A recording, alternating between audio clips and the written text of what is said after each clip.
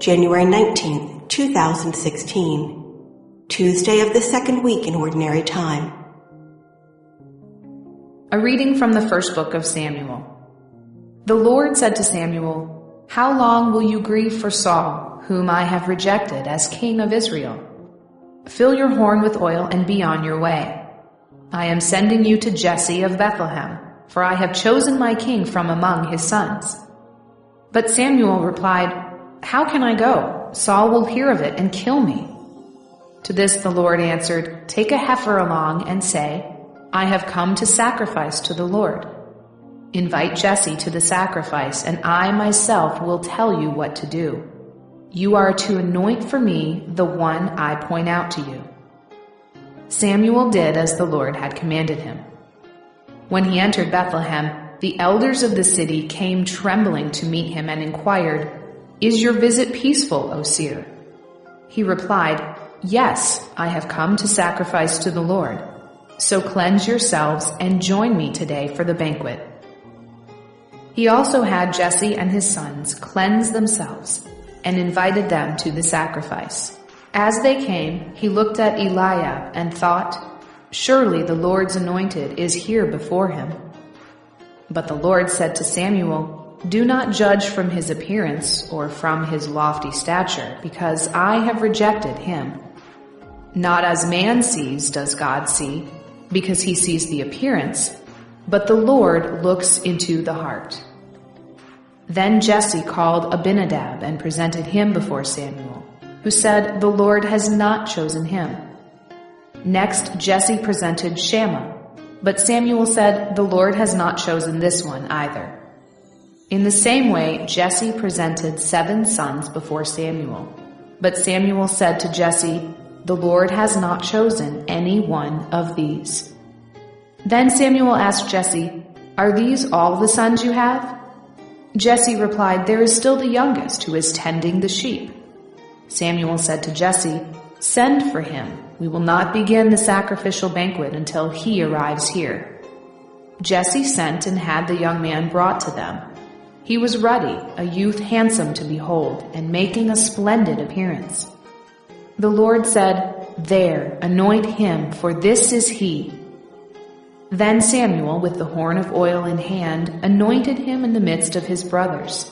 And from that day on, the Spirit of the Lord rushed upon David. When Samuel took his leave, he went to Ramah. The word of the Lord. The responsorial psalm. The response is, "I have found David, my servant." Once you spoke in a vision, and to your faithful ones you said, "On a champion I have placed a crown. Over the people I have set a youth. I have found David, my servant. I have found David, my servant. With my holy oil I have anointed him, that my hand may be always with him, and that my arm may make him strong. I have found David, my servant. He shall say of me, 'You are my Father, my God, the rock, my Savior.' And I will make him the firstborn, highest of the kings of the earth. I have found David, my servant." A reading from the Holy Gospel according to Mark. As Jesus was passing through a field of grain on the Sabbath, his disciples began to make a path while picking the heads of grain. At this, the Pharisees said to him, "Look, why are they doing what is unlawful on the Sabbath?" He said to them, "Have you never read what David did when he was in need, and he and his companions were hungry? How he went into the house of God when Abiathar was high priest, and ate the bread of offering that only the priests could lawfully eat, and shared it with his companions. Then he said to them, 'The Sabbath was made for man, not man for the Sabbath. That is why the Son of Man is Lord even of the Sabbath.'"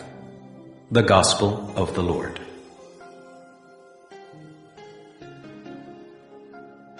January 19th, Tuesday of the second week in Ordinary Time. The first reading comes from 1 Samuel 16, 1-13. In this passage the Lord asked Samuel, How long will you grieve for Saul, whom I rejected as king of Israel? Now Saul had done two things which caused God to reject him. The first is that he failed to apply the ban to all of the people of the Amalekites when they were defeated by the Israelites. Remember, the ban means kill every single person.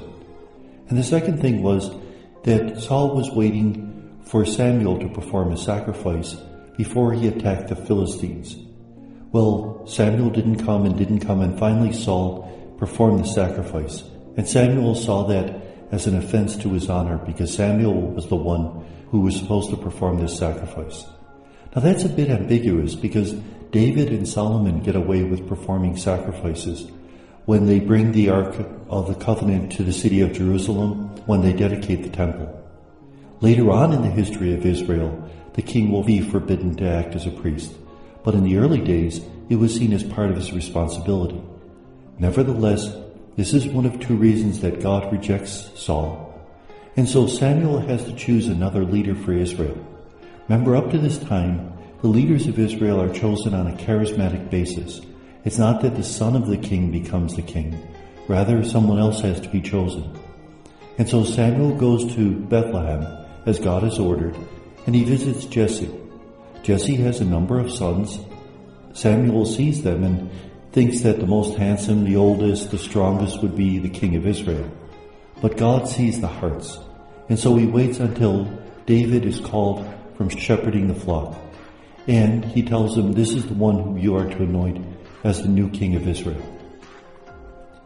Notice that God judges people according to what's in their hearts and not according to external standards.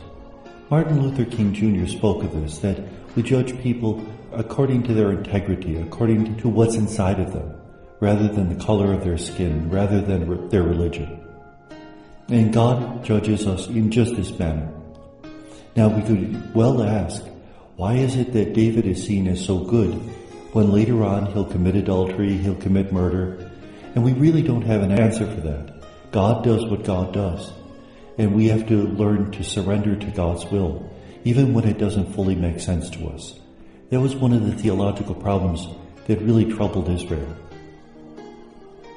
The Gospel is from Mark 2:23-28. As Jesus' disciples are passing through the grain fields on the Sabbath, they pluck a little bit of it in order to eat it. Now, according to the law of Israel, this is okay as long as you're not really harvesting the grain. The Pharisees, however, have taken the law to its widest possible interpretation. They have built a fence around the law. That's the phrase they use. They take it to its widest possible interpretation to make sure that they haven't broken the smallest part of the law. So they forbid plucking grain on the Sabbath. They asked Jesus, why are you allowing them to do what's unlawful on the Sabbath? Well, it's only unlawful for them. And Jesus says, don't you know what David did when he was hungry, when he was fleeing away from Saul?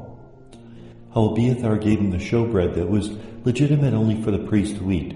Bread was put out before the altar and it was there for 7 days.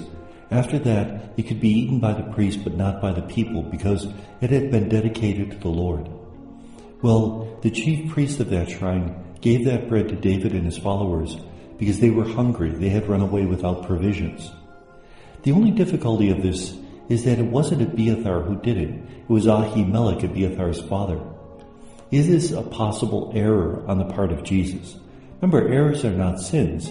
Jesus just wasn't sure of who it was. This is human ignorance. Sometimes we confess when we make mistakes, and mistakes are not sins unless we intend to make them. This is simply a mistake. This gives us an example of Jesus' ignorance, of his not knowing. We know that he doesn't know everything. He doesn't know when the end of the world is. This is another example. And Jesus closes the passage, the Sabbath was made for man, not man for the Sabbath.